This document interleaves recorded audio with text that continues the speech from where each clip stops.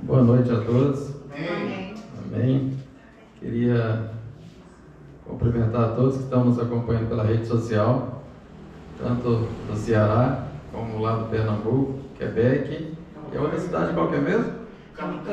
Camutanga. E do Ceará? Cruz, Ceará. Um abraço a todos, sejam muito bem-vindos. Nós vamos dar sequência à nossa aula. Estamos estudando um livro da Bíblia, que é o livro de Atos, e esta é a quinta aula.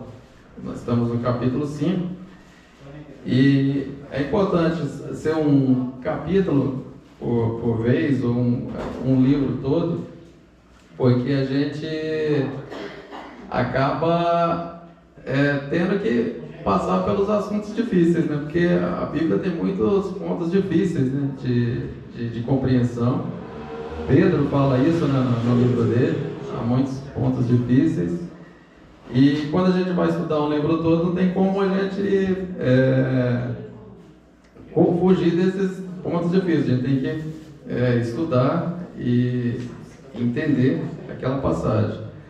Nós estamos no capítulo 5 de Atos, que também não é um capítulo tão fácil de entender, né? Mas com a ajuda de Deus a gente vai procurar estudar esse capítulo hoje, de Atos, capítulo 5, onde tem um casal que morre no templo.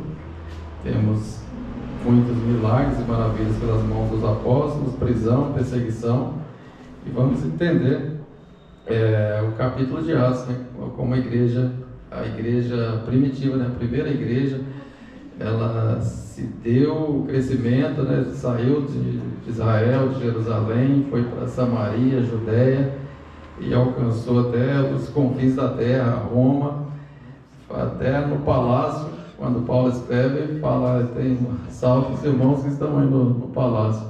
Enquanto o imperador estava mandando matar os crentes, tinha cristão lá intercedendo.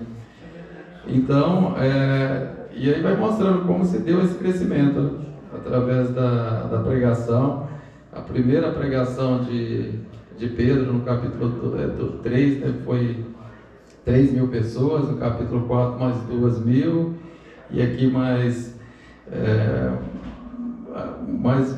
de 1.000, possivelmente, e vai indo, chega uma hora que Lucas, que está registrando isso, perde a conta e fala, ele já começa a falar de multidões. E a gente vai entender isso. Já abriu sua Bíblia no capítulo 5 de Atos? Para nós entendermos o pano de fundo aqui, como era a primeira igreja, e estava colocando as estacas, né, para servir de modelos, muitas coisas para as futuras gerações. E aqui estava vivendo uma espécie de avivamento, milagres, conversões e a presença ostensiva do Espírito Santo. E isso veio se repetir algumas vezes na história da igreja. Aqui no próprio livro de Atos, que tem um registro de aproximadamente 30 anos, né, que Lucas registrou contando a história.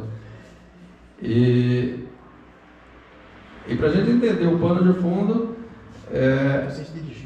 avivamento.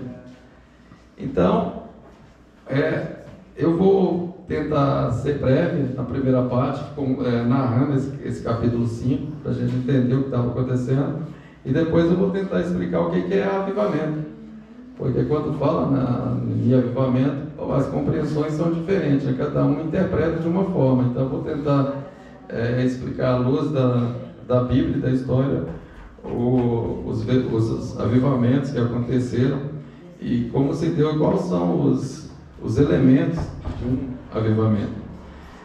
Vamos começar lendo, né, do capítulo 1 ao capítulo 10, do versículo 1 ao versículo 10, que conta a história de Ananias e Safira, desse casal. Eu vou, se tiver outro microfone para alguém ler. Isso, vai falando. falando que eu procuro. Está me cheio de incenso, tá? Atos capítulo Dá 5. mais o microfone aí. Sem fio aí. Isso. Isso.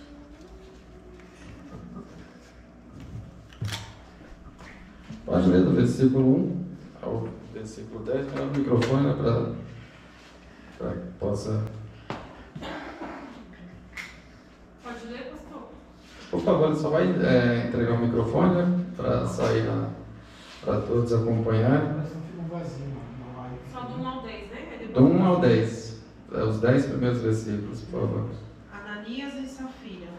Um homem chamado Ananias, com Safira, sua mulher, também vendeu uma propriedade.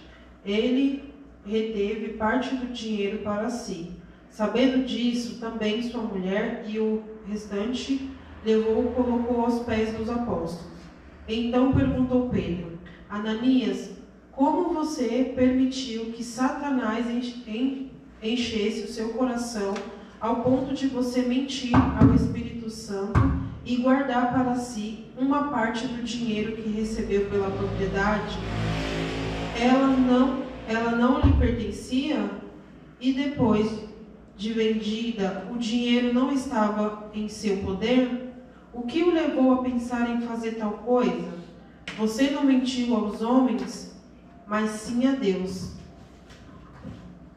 Ouvindo isso, Ananias caiu morto. Grande temor apoderou-se de todos os que ouviram o que tinha acontecido.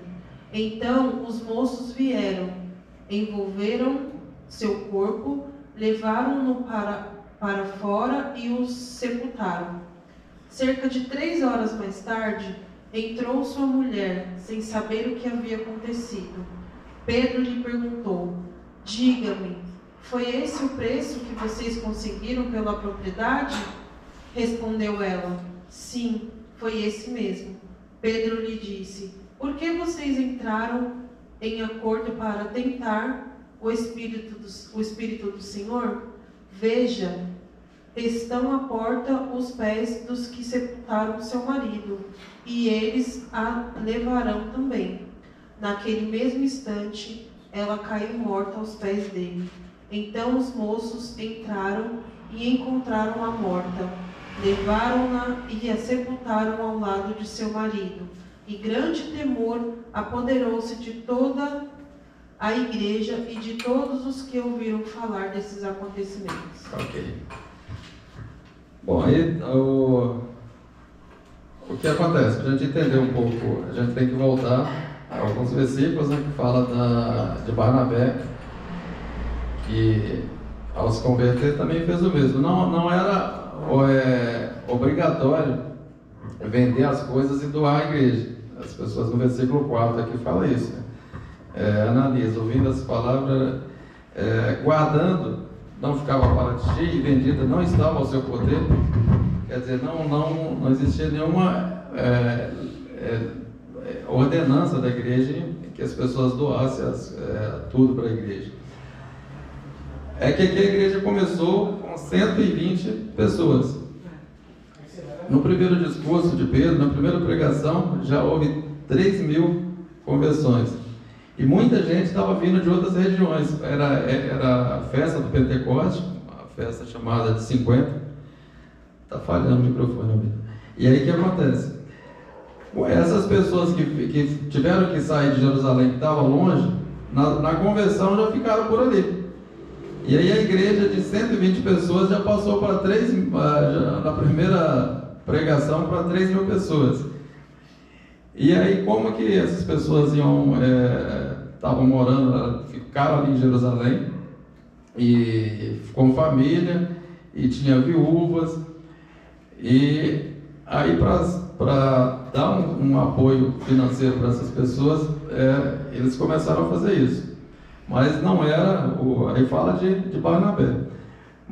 E só que Ananias e Safira, o problema não foi que eles doaram a metade, foi que eles mentiram.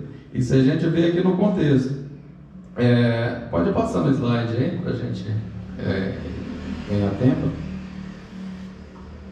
E qual as lições que a gente aprende aqui desse casal? Foi na verdade, é que está registrado o primeiro pecado na igreja e o julgamento de Deus.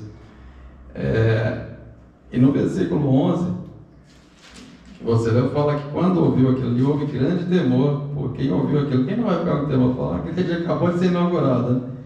E uma pessoa cai morta, daqui a pouco a esposa dela chega e cai morta também. E por conta da mentira, fala: não mentisse aos homens, mas a Deus, mentisse ao Espírito Santo. Então a gente pode tirar algumas lições daí. A primeira lição é que a hipocrisia é um dos principais defeitos da personalidade, né? E que todo sacrifício, está no slide? Que todo sacrifício pessoal é recomendável, contanto que proceda de um espírito puro. Porque ali, Ananias e Safira, como viu que Barnabé doou, e eles falaram: vamos vender a propriedade, a gente doa parte, fala que está doando tudo. Eles queriam ser igual Barnabé, igual outros, né? Mostrar a espiritualidade que não tinha. E esse foi o grande, provar a Deus, né? Provando o Espírito Santo, que acontecia no deserto, quando os israelitas caíam diante de Deus, aos corpos estendidos, porque provavam a Deus: vamos ver, será que Deus está nesse negócio mesmo? E aí aconteceu aquilo. E em terceiro lugar, que o amor ao dinheiro e a orientação materialista sempre conduz à queda. Mostra a avareza do coração deles, né? Porque não era obrigado a fazer aquilo, vender e dar, mas eles resolveram falar que para se sair como espiritual, né? A gente está doando para a igreja, e mostrava também o caráter deles, né? A questão de materialismo, né? De ser apegado ao dinheiro, o que muitos não eram. Na verdade, muitos aqui, eles estavam guardando a vinda de Jesus já naqueles dias. Por isso que já vendiam as coisas, já doavam e saíam pregando o Evangelho e já aguardando, de fato, a vinda de Cristo. E eles E aqui o Pedro fala, né, que Satanás encheu o seu coração. Além daquela avareza, o dedinho do cramunhão estava aí no meio também, né? Outra coisa, nenhuma consagração é aceita por Deus quando feita com hipocrisia, por mais ilustre e digna que seja. Então, era uma coisa, hoje em dia, a pessoa vender a propriedade, não sei, fala parte, pode ser metade, né? Quer dizer, é uma coisa que vai abençoar a obra de Deus. Mas aqui não foi aceito porque foi feito de uma forma egoísta, hipócrita, né, para se aparecer, para mostrar o que não era, e ludibriando. Então, a honestidade, ela deve ter, saber, né, que a mente de Deus sabe tudo. Deus conhece o nosso coração. A gente vê o que as pessoas fazem, mas Deus conhece o interior, né? A intenção, a motivação, o que motiva aquilo? Qual é a minha motivação? E outra lição, por último, que a gente pode aprender aqui com esse casal, é que os pecados individuais sempre envolvem a comunidade inteira, né? Foi um pecado do casal, mas acabou envolvendo toda aquela comunidade, toda a igreja, né?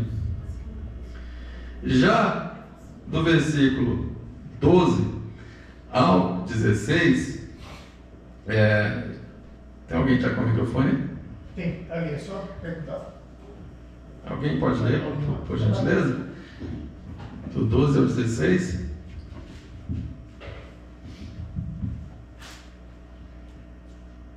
Os apóstolos faziam milagres Os apóstolos faziam muitos milagres e maravilhas entre o povo, e os seguidores de Jesus se reuniam no alpendre de Salomão. Ninguém de fora tinha coragem de se juntar ao grupo deles, mas o povo falava muito bem deles. Uma multidão de homens, mulheres também criam no Senhor, e veio aumentar ainda mais o grupo. Por causa dos milagres que os apóstolos faziam, as pessoas punham os doentes nas ruas, em camas e esteiras. Faziam isso para que, quando Pedro passasse, pelo menos a sua sombra cobrisse algum deles. Multidões vinham das cidades vizinhas de Jerusalém, trazendo os seus doentes e os que eram dominados por espíritos maus, e todos eram curados. Muito bem. No versículo 13 fala que as pessoas tinham em grande estima, mas ninguém ousava a juntar-se a eles, né? A pessoa veio colocar aí um casal morto na igreja, eu vou me juntar a esse grupo, não. Só porque mentiu já caiu duro lá. Então, tinha esse temor. Só que no versículo 14 fala que a multidão crescia. Aí fala de tanto homens como as mulheres, e a igreja ia crescendo. Então, fala da operação de Deus, né? E aqui fala dos milagres, usa a palavra prodígios, milagres, que é coisa inédita, a própria sombra de Pedro curando. Então, assim, eram maravilhas, né? Prodígio e maravilhas, sinais, tem outra versão que fala. Então, assim, estava acontecendo coisa extraordinária, porque o próprio Deus estava confirmando aqueles sinais, aqueles milagres, aquelas curas serviam como um selo de Deus, né? Autenticando a mensagem dos apóstolos. Aqui o Hebreus fala, né? Hebreus 2,4, que Deus confirmou a mensagem por meio de sinais, maravilhas e diversos milagres. Também por dons do Espírito Santo, conforme a sua vontade. Então, era Deus mostrando que e também como a igreja estava iniciando, então a presença ostensiva do Espírito Santo, e com sinais, curas e milagres através das mãos dos apóstolos, era extraordinária. Do versículo 17 ao 24, eu vou ler. Levantando-se o sumo sacerdote, e aí já começa a vir as adversidades, né? Perseguição, porque quando a igreja começa a crescer, aí tem perseguição. Uma coisa é a gente está aqui em um número pequeno, quando começa a crescer e expandir, aqui fala no versículo anterior, né, de pessoas sendo libertas, pessoas endemoniadas, cura, milagres, e vinha gente de todo tempo, de todos os lugares. Aí começa a perseguição. E aqui já começou a perseguição. No versículo 17: levantando-se o sumo sacerdote e todos que estavam com ele, da seita dos saduceus, encheram-se de inveja, lançaram mão dos apóstolos e os puseram na prisão pública. Mas de noite um anjo do Senhor abriu a porta da prisão, tirou-os para fora e disse: ide, apresentai-vos ao templo e dizei ao povo a mensagem completa dessa vida. Ouvindo eles isso, entraram cedo no templo e ensinavam. Chegando, porém, o sumo sacerdote e os que estavam com ele convocaram o sinédrio e todos os anciãos dos filhos de Israel e enviaram guardas ao cárcere para que de lá os trouxesse. Mas tendo lá ido os guardas e não acharam na prisão, voltando, anunciaram: achamos realmente o cárcere fechado, com toda a segurança, os guardas que estavam fora, diante das portas, mas quando abrimos, ninguém achamos dentro. Então o capitão da guarda do templo e os principais dos sacerdotes, ouvindo essas palavras, ficaram perplexos acerca deles e do que viria a ser aquilo. Aqui já começa a perseguição, a adversidade. Conforme a igreja crescendo, já incomodou os líderes religiosos, levaram os 12 apóstolos aqui, o Matias era o substituto de Judas, colocaram eles na prisão, em custódia, para o julgamento no outro dia. E aí fala que um anjo foi lá. Felipe não diz como que foi, abriu a porta, os guardas por certo ficaram dormindo, e aí eles saíram, fecharam a porta, e aí no outro dia estavam as portas fechadas, guarda na porta, mas os apóstolos já pregando lá perto do templo de novo, né? Aleluia. E aí fala da perseguição que sempre virá. A igreja começou a incomodar, A igreja que não incomoda ninguém tem perseguição. E a gente individualmente, né? Quando a gente não incomoda o reino das trevas, não está levando o evangelho, não está pregando, não tem perseguição. Agora, quando a gente começa a incomodar o reino das trevas, levar o evangelho, pessoas se convertendo, haverá retaliação, né? Perseguição. E aqui já começa, né? Daqui a pouco, no capítulo 7, já vai ver o primeiro mártir, né? Estevão sendo morto. Mas a intenção aqui deles, que a gente vai ver adiante, era de matar esses 12 apóstolos também. A gente vai ver que vai ter uma intervenção aqui de um sacerdote, e aí não vai poupá-los, mas a intenção última já era eliminá-los, né? Do versículo 25 ao 33, eu vou correr um pouco porque eu queria fazer uma análise, a gente tentar explicar o capítulo e depois a gente falar do pano de fundo, explicar o que é um avivamento, o que estava acontecendo ali nesse período, para a gente entender o que estava acontecendo aqui, o pano de fundo, o que é um avivamento, o que o avivamento produz. Por isso que eu estou correndo um pouco, mas se alguém tiver alguma pergunta, alguma dúvida, pode levantar a mão e perguntar, que a gente tenta responder. Tem alguém dúvida até aí? Está tranquilo? Então leiam para mim do versículo 25 ao 33, por favor.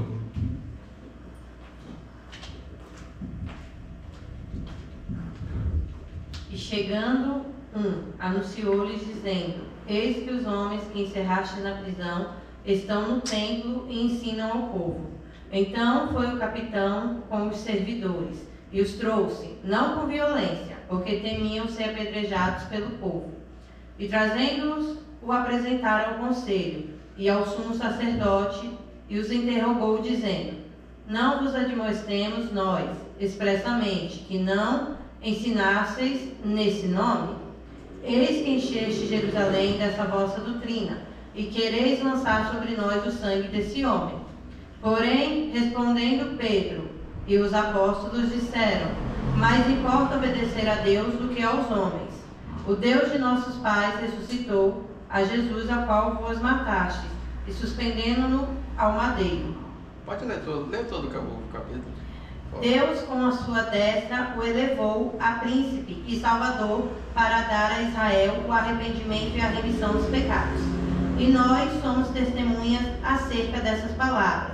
Nós também, o Espírito Santo que Deus deu àqueles que lhe obedecem.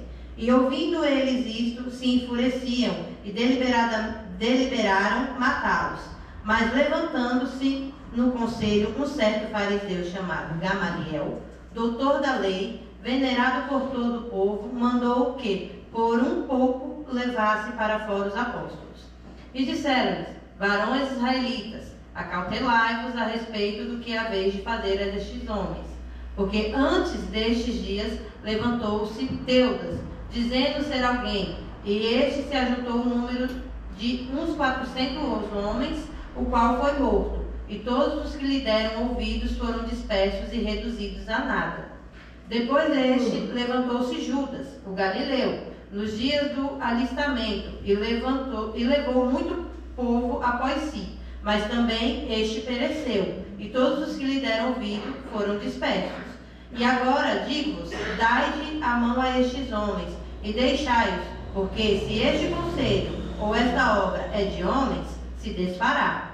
Mas se é de Deus, não podereis desfazê-la, para que não aconteça serdes também achados combatendo contra Deus. E concordaram com ele, e chamando os apóstolos, e tendo-os açoitado, mandaram que não falassem no nome de Jesus, e os deixaram ir. Retiraram-se, pois, da presença do conselho, e regozijando-se de terem sido julgados, dignos de padecer afronta pelo nome de Jesus. E todos os dias no templo e nas casas não cessavam de ensinar e de anunciar a Jesus Cristo. Ok. Bom, então os discípulos, os apóstolos ali, eles foram interrogados ali pelo Sinédrio. Eles falaram: não, mas importa obedecer a Deus do que aos homens.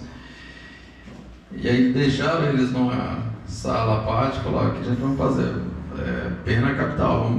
E aí um Gamaliel, esse Gamaliel aqui era um foi um renomado mestre do primeiro século. Ele era neto de Hilel, que foi havia dois grandes mestres em Israel. Era Shammai e Eliel.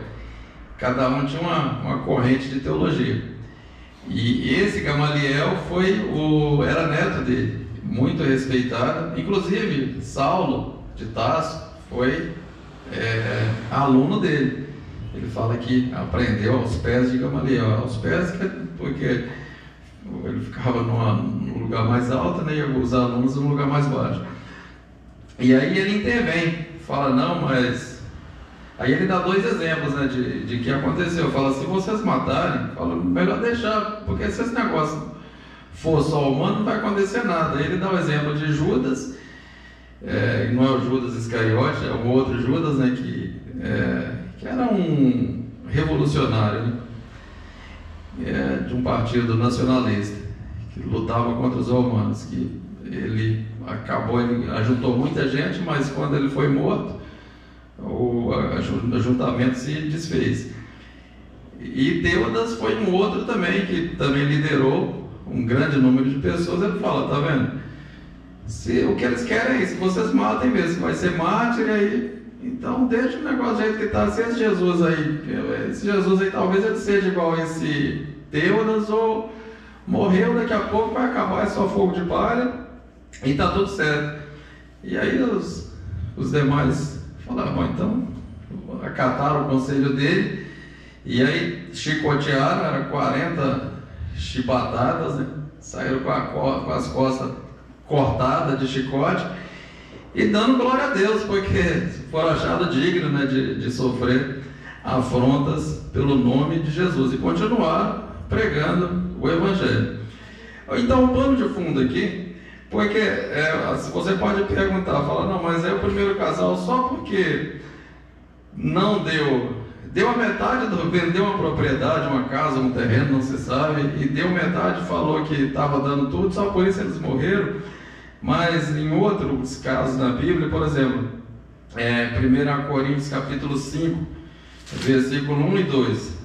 Vamos ler lá, rapidinho, só para a gente fazer a título de comparação, o que estava acontecendo aqui na igreja de Corinto, muitos anos depois, né? Geralmente se ouve que há entre vós imoralidade tal como nem mesmo entre os gentios, isso é, haver quem abuse da mulher de seu pai. Estais inchados e nem ao menos vos entristeceste para que fosse tirado do vosso meio quem cometeu tal ação. Então aqui era uma pessoa que estava tendo a relação com a esposa, madrasta, a esposa do seu pai. A igreja estava sabendo e não acontecia nada, e Paulo aqui no capítulo 5 falando, está tudo errado isso aí, precisa disciplinar, excluir, tirar do vosso meio. Mas o fato é, porque uma pessoa que estava cometendo um pecado teoricamente maior do que e não caiu morto igual o outro, no avivamento, quando a presença ostensiva de Deus, em momentos de avivamento, que são um período que a presença de Deus ela é muito mais forte, acontece tanto conversão, como a gente está lendo aqui em Atos, né? Na pregação de Pedro, ele nem fez o apelo, a multidão que foi lá, não, como que a gente faz para ser salvo, como que a gente faz, e não precisa nem fazer o apelo, a própria multidão faz o apelo.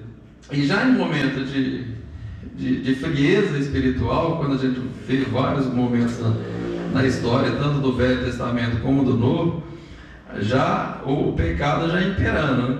Então, para a gente entender esse tipo de coisa, eu gostaria de explicar esses momentos que ocorreram, a presença forte de Deus, que são chamados de avivamento. A palavra avivamento a gente não vai encontrar lá na Bíblia, vai encontrar o verbo avivar, que dá para a gente entender o que quer dizer, né? Avivamento é uma palavra no Velho Testamento que está avivar, que quer dizer preservar, manter vivo, reacender uma chama que se apaga. Já no Novo Testamento, que foi escrito em outro idioma, que foi no grego, quer dizer tornar vivo, mais nítido, cobrar ânimo, ficar mais intenso. Ou seja, avivar, trazer, dar mais vida, né? Ficar mais intenso. Então, quando a presença de Deus ela é muito mais intensa. Então, para entendermos, trazemos para os nossos dias o que significa o avivamento. Primeiramente, avivamento ele quer dizer retornar. E a gente lê lá em Salmos 85:6, que fala: não tornarás a vivificar-nos, para que o teu povo se alegre em ti. Então dá a ideia de recuperar, de trazer, sair da apatia, da inércia, trazer para a vida. Então, avivar é o que aconteceu, né? A religiosidade, você vê a diferença dos escribas, dos fariseus, que não só trazia morte, né? Quando o evangelho chega, trazendo vida. Em segundo lugar, fala de restaurar. Salmo 126:4. Restaura a nossa sorte, ó Senhor, como nas correntes do Negueb. Ou seja, restaurar aquilo que foi perdido. Então, quando se fala e busca um avivamento, a gente quer buscar aquilo que foi perdido. A presença intensa de Deus, as práticas de buscar a Deus. E em terceiro lugar, fala de restituir. Salmo 51:12 fala isso, né? Torna-me da alegria da tua salvação e sustenta-me com espírito voluntário. Então, restituir o entusiasmo de andar com Cristo, andar em santidade. O verdadeiro avivamento, esse período de uma presença intensa de Deus aconteceu algumas vezes na história, no Velho Testamento e também no Novo. No Velho Testamento a gente tem pelo menos 5 vezes em que a presença forte de Deus e as pessoas sentiram essa presença e voltaram para Deus. Eu vou citar só uma no Velho Testamento, uma no Novo e uma na história da igreja, para a gente compreender o pano de fundo de Atos. E às vezes a gente fala: não, mas acontecia, você vê até a presença a sombra de Pedro curava, e falam: por que não acontece esses prodígios, esses sinais, essas maravilhas hoje? E em alguns momentos da história da igreja isso aconteceu. E eu vou relembrar, porque às vezes a gente precisa buscar. E o contexto dos avivamentos é tudo em muita intensa oração. Quando eu me converti, o pastor Albino também, a gente já contou aqui do contexto da igreja da época, uma igreja de uma rua sem saída, como havia busca, oração, e como havia conversão, cura, milagres, enfim. E aqui um período do Velho Testamento, quando eles voltaram, que aqui no período do retorno do cativeiro, ficaram 70 anos em cativos, já perderam idiomas, muitos judeus já não falavam nem o próprio idioma, né, porque estavam lá no cativeiro. O idioma deles é o hebraico, lá falavam o aramaico, então os filhos que nasceram já até esqueceram a língua dos pais, falavam no aramaico. Após os 70 anos, que havia uma profecia que com 70 anos eles iam voltar para a sua terra, voltaram, mas não falavam mais o hebraico, não conhecia as leis, não conhecia Deus. E vem o sacerdote Esdras e Neemias como governador e Esdras como sacerdote, reúne o povo, traz o livro da lei, e aí reúne o povo e começa a ler, ensinar a lei, ensinar o Velho Testamento. Quando eles ouvem aquela multidão e os demais sacerdotes entre o povo ensinando, eles caem em si, falam: nossa, mas os nossos antepassados foi levado para o cativeiro por conta de todos esses pecados, e nós estamos cometendo os mesmos pecados. E ali eles o texto aqui, que a gente não vai ter tempo de ler, porque a gente tem muita coisa ainda para falar, eles caem com o rosto em terra, chorando, buscando a Deus, e ali há uma contrição. Eles fazem uma aliança com Deus, uma conduta, né, de buscar a Deus. Estava um casamento misto, com uma série de coisas. Eles retornam a Deus, deixam a prática de pecado, e ali começa um grande avivamento, porque avivamento tem a ver com buscar a Deus, com santidade, com vida com Deus. Isso aconteceu no Velho Testamento. No Novo Testamento, a gente tem registrado pelo menos 3 avivamentos aqui. Eu vou ler um. Abre sua Bíblia no capítulo 19 de Atos, do versículo 17 ao 20.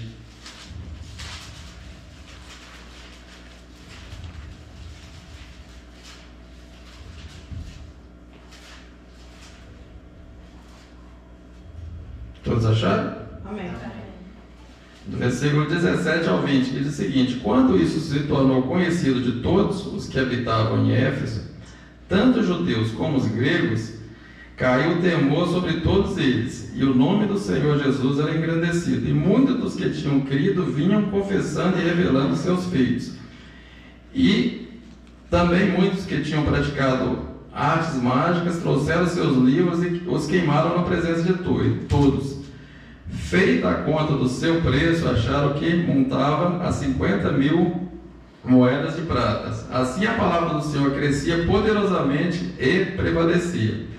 Aqui o contexto é o seguinte: essa cidade, Éfeso, só para a gente se situar, foi uma das maiores cidades da antiguidade. Era como se fosse Nova York, era Nova York da época. Havia mais de 300.000 habitantes. O maior templo ficava lá, que era o templo de Diana, que é considerado uma das 7 maravilhas do mundo. Eu acho que tem até eles fizeram escavações arqueológicas, né? Encontraram o templo, havia um anfiteatro lá que cabia 25.000 pessoas. O apóstolo Paulo era doidinho para pregar ali nesse anfiteatro, um auditório de 25.000 pessoas.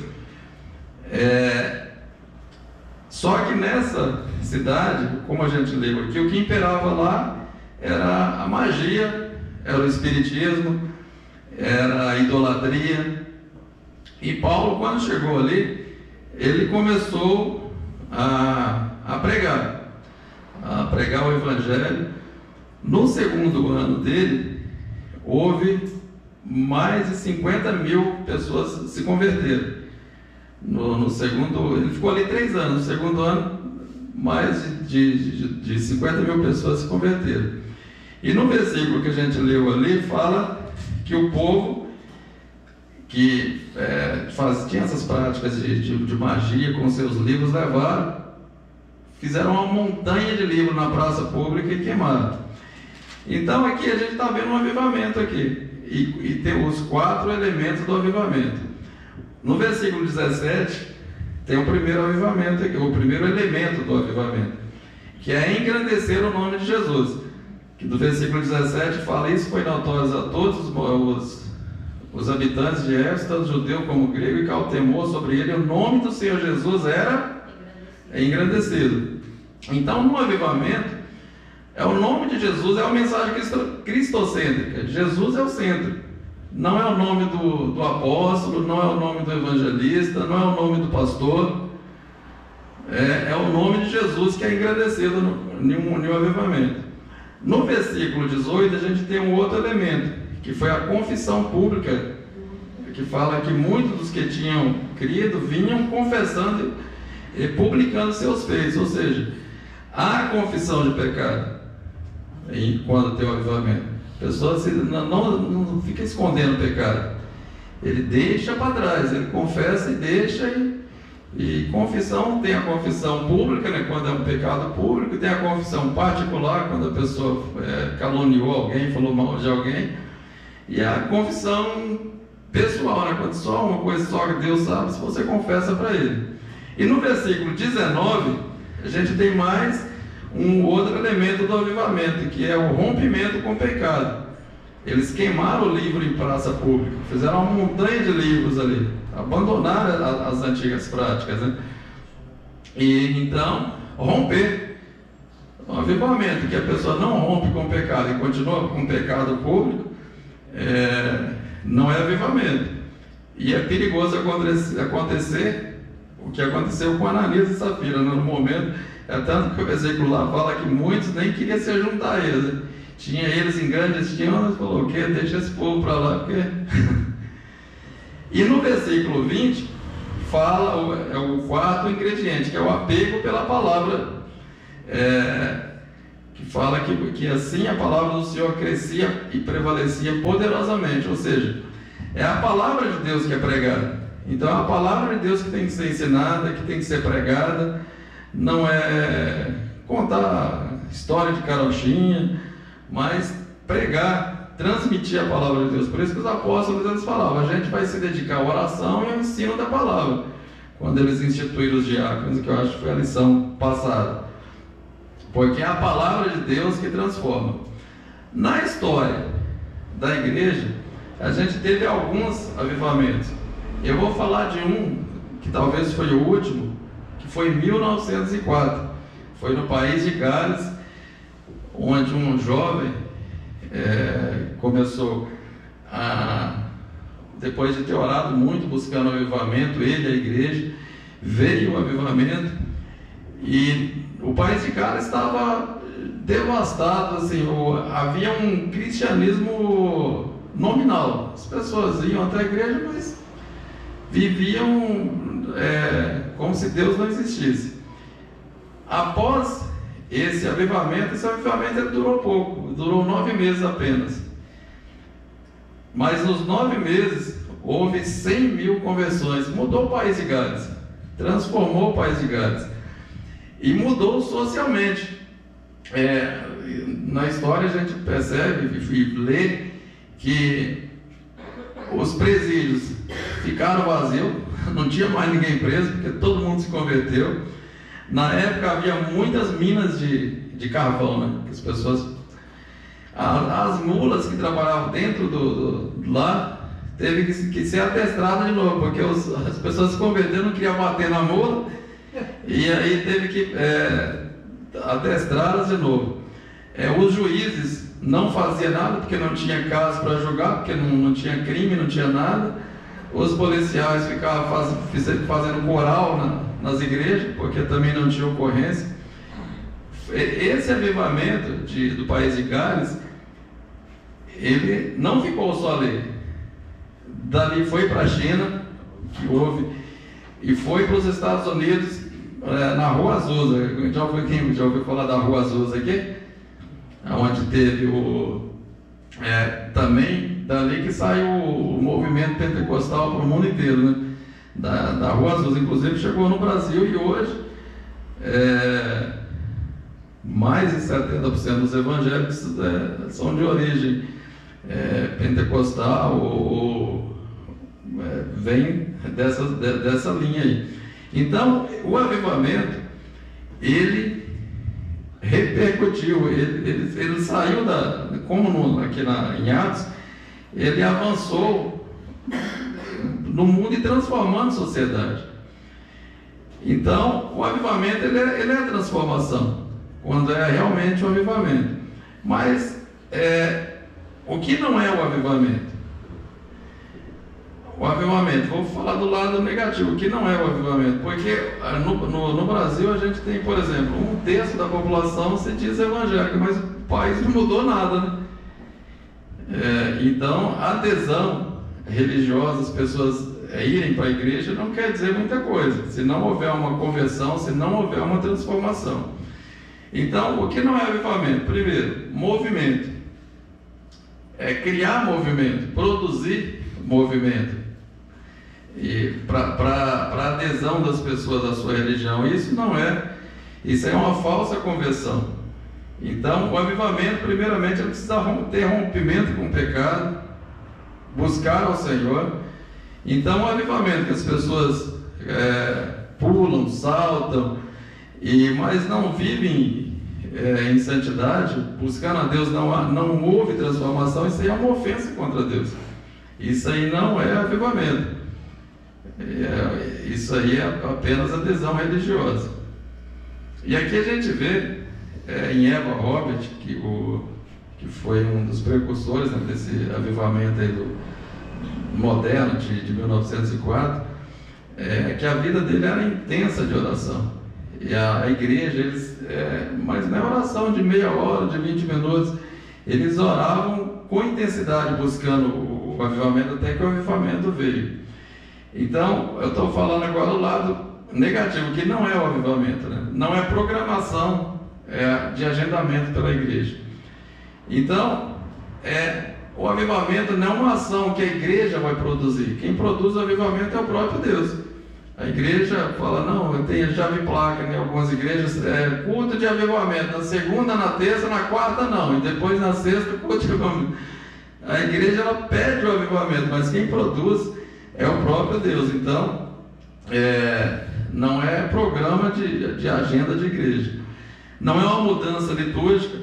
Fala, não, agora a gente vai ser uma igreja avivada. Vamos mudar a nossa liturgia e todo mundo vai começar a pular. Isso aí também não é avivamento. Isso é apenas encenação. Milagrolatria. Ou seja, buscar milagre. A gente vai buscar milagre e tal, e tem igreja que até sai correndo, porque as pessoas correm mais atrás de sinais, de milagre, né, de cura, do que do próprio Deus. Né? Busca a bênção de Deus, mas não quer saber do abençoador, que é o próprio Jesus. Né? Então, analisando o que aconteceu em Atos aqui, né, no capítulo 5, como em vários outros capítulos, e o que acontece hoje, a gente precisa buscar a presença de Deus, buscar a Deus, buscar por uma renovação espiritual. O avivamento de 1904, ele foi para a Rua Azusa, chegou aqui no Brasil através de 2 missionários. O primeiro que chegou aqui foi um missionário italiano que abriu que hoje nós conhecemos como Igreja Cristã do Brasil. 5 meses depois veio Daniel Berg e Bonaving, que eram missionários suecos que também passaram pelos Estados Unidos e receberam aquele avivamento e chegaram aqui no Brasil. Mas nós hoje somos, não digo nem filhos, somos os netos, né, que já passou mais de 110 anos. E hoje o que a gente vê, né, pastor Albino, é mais fumaça do que tudo, né? Então, assim, alguns erros que aconteceram nesse pós-avivamento primeiro criar um estereótipo, né, para o crente espiritual. O crente espiritual, ele é assim, assim, assim. Aí, valorizar mais os dons do que os frutos, né? Então, a busca dos dons e o apego para os misticismos, né? Anjos, culto de anjos, e muita prática que veio do catolicismo. Então, e muitas pessoas, né, até fala, eu pastoreei uma igreja e às vezes eu via algumas pessoas falando assim, o pastor Nilton, ele ensina, mas não prega. Eu falo, mas como que é esse negócio? Mas eu entendi que na cabeça deles é assim, para pregar você tem que gritar, berrar, gesticular, mas se você falar a mesma coisa calmamente, você só está ensinando. E num grau de importância, na escala de importância, a pregação vale 10 e estudo bíblico vale 0,1. Então, as pessoas precisam valorizar mais a palavra de Deus, né? Errais por não conhecer a Escritura e nem o poder de Deus. Então, precisa conhecer o poder de Deus. E algumas coisas, por exemplo, que acontecem no avivamento, em todo avivamento que aconteceu. Primeiro, a questão é a experiência emocional. As pessoas que pulam, caem, desmaiam, e sorriem, e outras choram. Ou A experiência emocional pode acontecer no avivamento, mas a experiência emocional em si não quer dizer que aquilo é um avivamento. Outra coisa, milagres e curas. Acontece no avivamento, mas não quer dizer que a cura e milagre que está acontecendo em algum lugar seja avivamento também. De igual forma o crescimento da igreja, né? Pode ser apenas adesão religiosa e não um avivamento. Então, um avivamento precisa ter rompimento com o pecado, busca de Deus em oração, vidas transformadas, como aconteceu aqui no livro de Atos, e a gente vê que no Velho Testamento e na história da igreja, né, que transformaram sociedades. O marido ele deixa de ser agressivo, a esposa muda, é a mudança de vida. Isso é avivamento, e esse é o avivamento que nós precisamos. Quando eu estava pesquisando sobre o avivamento, eu me deparei com um texto que eu escrevi em 2009, que foi que eu estava lembrando dos dias que a gente se converteram, né, no início da década de 90, e o contexto da igreja. Eu gostaria de ler esse texto, que talvez você vai entender o que realmente é um avivamento, o que aconteceu, nesse breve resumo. Acho que tem um texto aí, no final.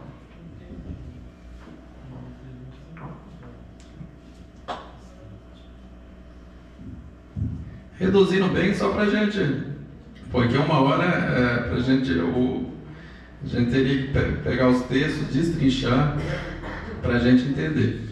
Esse texto, nesse artigo eu estava relembrando meus dias de novo convertido. Tem algumas testemunhas, o pastor Albino Meire também era novo convertido nessa época, e o título desse texto eu coloquei Lampejos do Pentecostes. A palavra lampejo, ela quer dizer clarão, brilho momentâneo, né? Uma faísca, uma centelha. Imagina uma fogueira grande e cai uma faísca e voa. Então é uma centelha, né? Uma faísca que voou do Pentecoste. O texto é o seguinte: no final da década de 80, início dos anos 90, a ONU apontou Jadiânia como o lugar mais violento do mundo. Corpos perfurados por projéteis ficavam estirados em ruas e vielas durante todo o dia. E isso havia se tornado uma cena comum para todos nós. Estávamos anestesiados com tanta violência. As drogas começaram a ganhar forças e muitos jovens começaram a fumar maconha. A gente está falando dos anos 90, no final dos anos 80. A evasão escolar ocorria no ensino fundamental e a formação técnica praticamente não existia. Diante deste quadro funesto, um jovem pastor de aspecto magro e alto, com voz estridente, começou a se incomodar com essa situação. Seu nome é Domingos. Com o coração compungido, aquele jovem pastor passava dias lutando com Deus em oração. E o seu clamor era este: Senhor, dá-me almas, altera este quadro. Deus então soprou do seu espírito sobre aquele pastor que com uma mensagem incisiva e coração ardente cruzava ruas, becos e vielas, proclamando o arrependimento e uma nova vida em Cristo. Em pouco tempo, homens e mulheres se rendiam aos pés de Cristo. Jovens eram libertos das drogas e infratores e homicidas eram transformados em santos de Deus. E eles não apenas se convertiam a Deus, mas abraçaram o ideal de Cristo e voltavam aos lugares mais sórdidos para resgatar outros para Cristo. Esta nova igreja não estava ali para ser apenas mais uma. Seu objetivo era missões, missões e missões, ou seja, levar o evangelho além das fronteiras. Aqueles recém-convertidos, agora com o coração ardendo por Cristo, se organizaram em grupos de evangelismo e iniciavam uma revolução espiritual naquele lugar. A visão daquele pastor era dar treinamento aos vocacionados para atravessar fronteiras e levar o evangelho a outros povos, etnias e nações. Havia orações durante todo o dia, e nos cultos a presença de Deus era tão palpável que às vezes até as paredes lacrimejavam. haviam conversões em todo culto, e alguns eram batizados no Espírito Santo quando voltavam para casa. Não tínhamos projetos pessoais, e o único objetivo era ganhar almas para Cristo. Eram pessoas simples, sem formação intelectual, mas quando abria a boca, suas palavras eram como tochas abrasadoras e as conversões eram frequentes. Aqueles jovens anônimos andavam de casa em casa pregando o Evangelho, e Deus testificava com sinais, curando e libertando endemoniados. A luz do Evangelho havia chegado em meio às trevas. Aquela igreja formada em uma rua sem saída, de um subúrbio violento, em menos de 3 anos já estava apinhada de gente. Muitas congregações haviam se formado. O foco de toda a mensagem era missões, e ganhar alma era o ideal de cada convertido. Porém, o que parecia estar predestinado a ter o desfecho da Rua Azusa não teve o mesmo desenrolar, porque saímos da rota do Senhor, pegamos um atalho e a glória de Jeová se esvaiu. Como tenho saudade daqueles dias de triunfo, e a minha oração tem sido: aviva, ó Senhor, a tua obra como naqueles dias. Mas como uma pedra que é jogada na água forma ondas que vão longe, aquele movimento que iniciou sem qualquer pretensão, descobriu e revelou muitos vasos preciosos. A lista é grande, e aí eu citei algumas pessoas que foram fizeram muitas coisas naquele dia, né, naquele período curto ali, e aí encerro o texto pedindo para que Deus possa avivar, assoprar de novo sobre as nossas vidas. E é isso que Deus quer fazer, assoprar, que como aconteceu em Atos, avivar a obra dele, assoprar do teu Espírito Santo, porque quando a presença de Deus ela é intensa nas nossas vidas, há transformação. A gente já comentou aqui, né, pastor Albino, que a gente era todo novo convertido, e havia oração 24 horas por dia na igreja, né? A igreja ficava revezando, e as pessoas caíam endemoniadas nas casas, corriam parentes na igreja. A gente entrava no ônibus, a gente saía de manhã, porque também naquela época era todo mundo desempregado, novo, solteiro, não tinha um passarinho para comer, para dar de comida. E aí a gente orava, eu em grupo, né, das 5 da manhã até as 8, aí ia para casa, depois voltava, saía evangelizando, e as casas que a gente entrava, assim, a presença de Deus era intensa, pessoas caíam endemoniadas, eram curadas, o testemunho era o que não faltava naquela época. Eu jejuei tanto que até estourou uma úlcera no meu estômago e quase morreu.